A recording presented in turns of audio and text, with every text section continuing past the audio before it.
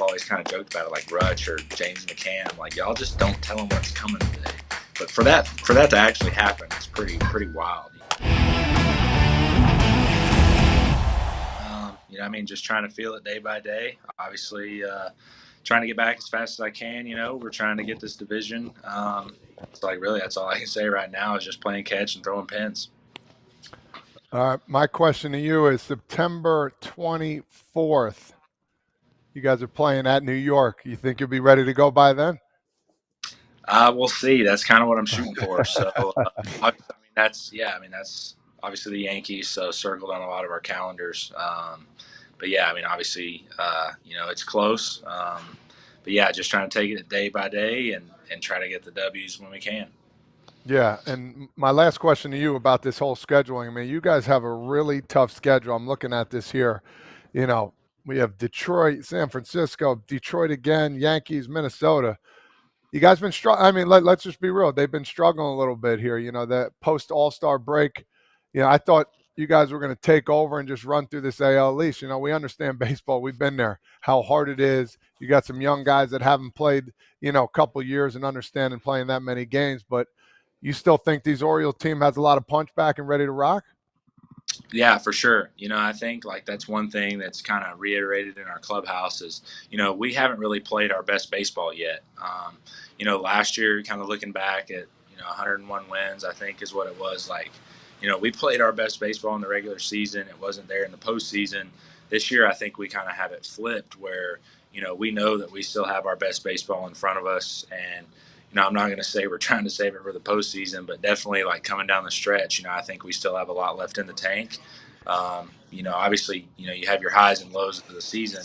And I think we're about to hit another high. And I think that's what a lot of guys think as well. I'm curious to get your take because you were one of the people brought up. I was talking to someone around the O's, and they said they're missing a couple of their, I'll like TV it a little bit. They're screw you guys, right? They're like Grayson Rodriguez, Jordan Westberg. They're like, this is a super talented team. They're like, of course, those two bring a lot on the field, but they're like, there's an edge to them that most teams feel like they need. And for this team, those are two that are high up there in that category. What does that statement mean to you? Do you buy into that? And can you elaborate on it for you and, of course, for Jordan, too? Yeah, I mean, I think, I think I can speak for both of us saying that, we're competitors. Obviously, anytime we're in the lineup or on the mound, whatever it might be, like, we're trying to compete as hard as we can, not just for ourselves or our family, but for our teammates. Like this is a pretty tight-knit clubhouse. A lot of us came up together. Me and Westy came up through the minor leagues together. So it's like a family, and I think, yeah, I mean, I do agree with that because, anytime we're out there, we're trying to kill the opponent. I mean, it's as simple as that. And, obviously not being out there sucks, but, we're trying to get back at it as fast as we can. That is perfect lead in, as fast as you can. Who needs to hold who back? Are the trainers like holding you back, or are you like, no, I know what I need to do. Like, I got a body of a veteran, but I'm a baby still, so you need to listen to me. Who needs to hold who back here? I don't like to think of myself as a baby. But no, I mean, I think it kind of goes back and forth. Obviously, like wanting to get out there, wanting to get off the mound. With pitchers when you're rehabbing or coming back from an injury, obviously you only get to throw fastballs to a certain point. And then, finally, maybe your second pin, your third pin, you start getting to mix all the off-speed pitches in. But from pin number one, it's just like, man, I want to throw curveballs. I want to throw changeups. I want to throw everything because I feel good. I think there's kind of the limitations there with the training staff and the pitching coaches where they're like, no, hold on. We're just throwing heaters. But I'd say that's like one thing for me, obviously, is just chomping at the bit and, trying to go at a good pace to make sure you don't re-injure yourself. You talk about fastballs. Says here that you've thrown a four-seam fastball for the first pitch in every start this year. So is that something that you're like, you know what, I'm just going to keep this up, or, hey, this is my pitch here, brother. I'm going to spot this up. You can hit it as far as you want, but here it comes. Yeah, I mean, obviously, there's kind of, I feel like in today's game, there's no such thing as a get me over strike anymore, especially when you got guys like, swinging out of their shoes first pitch of the game. Obviously, Gunnar Henderson, when he's in the leadoff spot, he's typically swinging pretty early. Has hit, a few homers this year with that. But, I mean, I think it's more of just a rhythm, like, here it is, hit it. Obviously, if it's down the middle, it's probably going to get hit. So I think, kind of eliminating that, I can probably sneak this one by him or he's probably going to take it. I think that's kind of, out the window. But, in terms of me, like, obviously just trying to drive my heater through the zone. And that's something that I'm just going to do from pitch number one. Hey, we talked a lot about Gunnar Henderson at the beginning of the year as an MVP candidate. Obviously, there's some pretty good competition in the American League right now, but you get to watch him on an everyday basis. It felt like he started to kind of heat up again to that MVP level. What are you seeing from watching him on a daily basis? Yeah, just him being comfortable. Obviously, like, when he's playing at his best, he's just up there, not thinking about anything. It's like, the thing that I love about Gunnar is he still has like a high school mentality of, I might have already gotten 3 hits today, but if I get out my next at bat, I'm going to be, upset. Like, it's just, some guys I feel like you can see, like, maybe they get their knock or maybe they have 2 hits and they're like, you know what, I'm good. I just go up there and do whatever. But man, Gunner's like grinding every at bat. Like I said, he could have 3 homers already on the day, but if he goes up there and doesn't hit a homer on the 4th at bat, he's going to come into the bat rack and he's probably going to slam his bat in there and be upset about it. And that's kind of one thing that I really like about him. And obviously now when he goes up to the plate, again, we're back in that swing of, all right, there's probably going to be some loud contact and, this pitcher better be careful because, this ball might leave the yard. And, that's the most fun to have. Obviously, as a pitcher, like getting to watch your guys go up to bat is now when Gunnar goes back up there, you think this ball's about to get hit hard. Talk about Adley. Talk about what Adley's meant to this team. When he came up, you guys didn't get swept for like 92 straight series or something like that. And now he's struggling. He's been struggling for a little while now. Is there something that he's grinding through? Do you see him? How do you see him handling it? Is he the same Adley day in and day out? Or are there times where you're like, hey, I got to pick this guy up? Obviously Adley, he's a winner. I think that's kind of the first thing, you said about not getting swept there for a long time. And I think our record since he got called up is pretty good as well. He's just like one of those guys, great in the clubhouse. From a personal standpoint or anything like that, he's as consistent as it gets. He's not, however he's playing is not going to affect how he is in the clubhouse or as a teammate. So that's one thing I really love about him. Obviously, even if he might struggle at the plate, it doesn't affect his decisions, when he's out there calling pitches. And that's a really good thing from a pitcher standpoint, obviously, because, you have some catchers that, it might not be going their way at the plate, and that kind of carries over into their defense. But that's not the case with Rutch. And like I said, he's a grinder, he goes out there and plays as hard as he can every day. I think things will start to fall his way. He has put up really good at-bats, and he's hit some balls hard that just, right at guys that hadn't fallen. And, like I said, I think that's going to change for him here pretty soon. Okay, so my question, I'm going to change gears a little bit, talk a little about catching. Derek Bender, have you heard about this the other day, the draft pick from Coastal Carolina? He didn't want to play in the playoffs. This is, we're hearing a little bit of this story. Didn't want to play. He was telling the batters basically what was coming. So I want to get your take on this. If you've heard of it, I think from you smiling, you did hear about it. In the minor leagues, it's a grind. We get it. But, what do you think about this whole situation about him telling the batters what's coming? Yeah, that's pretty tough. We were me, Holiday, and Rutch were talking about it on the bus on the way here, and then obviously walking in the stadium today, man, there's just so many different things about that. The first way I saw it is from the pitching side of things. Man, if I'm a minor, when was it? It was low A or what level? Low A, I think. Yeah, low A. Dude, low A is a grind. You obviously have guys that just got drafted, maybe, some guys that have been there, obviously fighting to try to make it to the next level.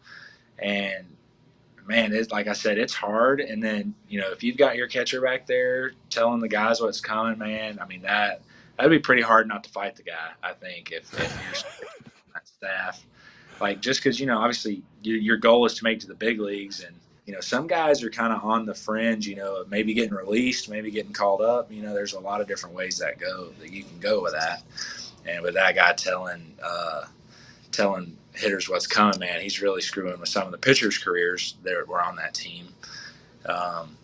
And then, man, if you don't want to keep playing, or you just want to go home, I mean, are you really doing what you love? I mean, that's another thing. Like, I mean, I can't imagine just wanting to purposely lose a game just so you go. Yeah, man, that's pretty wild to us for sure. Pop quiz, AJ. What is America's #1 meal kit? That would be HelloFresh, Scott, and it even works for picky eaters like you. There's an ever-changing menu of 50 recipes to choose from each week. So just select your meals and delivery date, and voila! Yeah, home-cooked meals just hit different. The recipes are easy to follow with pre-portioned ingredients delivered fresh. Just choose that delivery day, open your box, cook, and eat. It's so easy, Kratz. Agreed. With FT every day and my coaching job, I don't have time to search recipes all night, and also spending money on a whole jar of spices for only a pinch? Nah, I'm good. My family gets more of me because I don't have to take a last-minute trip to the grocery store at night to find dinner. Ready for this? For free breakfast for life, go to HelloFresh.com/free FT. One free breakfast item per box while subscription is active. That's free breakfast for life just by going to HelloFresh.com/FREEFT. What did the other guys say? Because that's an eclectic group you had there. I want to know what Rut said. I want to know what Adley said about it, and I want to know what Jackson said about it, because Jackson's younger than this dude that just did it. He's like, yeah, I didn't want to be in the minor leagues either, so I just played good and made it to the big leagues. Well, the first thing that Adley said was, he was like, well, that's what we did when we were in low A. I told everybody what was coming, and I was like, yeah, whatever. Or I would have found Stop. Put your button on the spot. And he was laughing, but I mean, they all agree, man. That's tough. That's selfish. I mean, it's just, I mean, you kind of always joke about it happening. Like, I've always kind of joked about it, like Rutch or James McCann. I'm like, y'all just don't tell them what's coming today. But for that to actually happen is pretty wild. Obviously that's a whole different ball game there. Yeah, that's like from a movie or something. Well, it is from a movie. It is from. It's literally from a movie. You mentioned Nuke LaLoosh earlier. There are some kids out there that might not know what you're talking about. That movie's spot on. Look it up. That is not spot on. Yeah, that part's not spot on. But now it is, at least in one case. It was in one case, just throwing it out there. All right, I got one more for you, Grayson. You see how they're going to put the sponsor logo, decal, whatever, for that sponsor on the batting helmets? There it is for Strauss in the playoffs. So all the teams will have that on their batting helmets. Do you guys care, or do you also look at it as cool? We're in a business and there's sponsor logos on our helmets. What's your take on that? Everybody's getting that. Everybody. Mm-hmm. Everybody. That's the first I'm seeing of that. Yeah, I mean that's gonna be different. Yeah, I mean this is my first reaction to that. Yeah, it'll be different. I'm sure it's not gonna matter, from a playing perspective, but it'll definitely be different. I'm sure seeing it on TV and seeing it in person kind of look like, I guess, like maybe the Mexican League, Japanese, all that stuff. They put the ads on the helmets. Yeah, I mean I think that'll be different for sure. Yep, that is right. That's how it is. I still have my helmet from the 2 weeks I played over in Japan. It's got logos. Got the logo right on it. Mm-hmm. What were the logos? Or what were the? It was either, I think it was a Yamaha sponsored tournament. I think Yamaha sponsored it, and then the next time I went over, it was an energy drink. Like I had my Team USA jersey, and it had a big old energy drink patch. They called it B12 Energy. Did they? Yeah. Yeah. Well, that's the thing. I mean, Grayson, the soccer jerseys too. I mean, if you're not a soccer fan, you don't even know what team you're watching. You're right. Maybe those logos will have some homers in them. That'll help us for sure. That's how we're going to look at it. Otherwise, someone's going to be ripping the stickers off. Stupid sticker. Can't do that. Can't do that. That's a fine. Can't do that. Another one gets put on. Yeah, exactly. Automatically, it appears. Oh, in the playoffs, you saw it, Grayson. Like if somebody sits in front of the Gatorade cooler or whatever other like sponsors they have, or if somebody has a water, they rip all the logos off the water. You have to there's the sponsor stuff in the playoff is real deal. Yeah, coconut That's water, real. like it's got to get stripped, right? Last year they had advertisements on all these like buckets. I don't even remember what was on the bucket, but the buckets were just empty, and like there was a lot of the empty coolers just sitting in the dugout. Like we were just like, this is pointless. They're taking up space. So yeah, definitely saw that last year with advertisements on stuff that was just completely empty. So they'll move you if you move it. If you move it to sit in that spot, Yeah, they'll get you. somebody will come back through. One of the equipment guys come back through and is like, "We need 7 things that say I get whatever it. this is." I get it. We do sponsorship for this show. It'd just be funny to be on a call like, hey, how would you like to sponsor a bucket? There's nothing in it. but- 2 buckets. 2 buckets. It's real though. yep, sure. Well, Grayson, keep recovering. We'll hopefully see you for that series that Todd Father Scott circled. All right. Keep going strong, man. Always great to catch up with you. Enjoy the combo, and we'll talk to you soon. Okay. Yep, appreciate y'all. Y'all have a good day. Appreciate you. Buddy, be sure to like and subscribe for more content. We're back here every weekday, all year long, so do not miss an episode. The videos are coming in all day. Here's another video you might enjoy. Baseball the way it should be covered.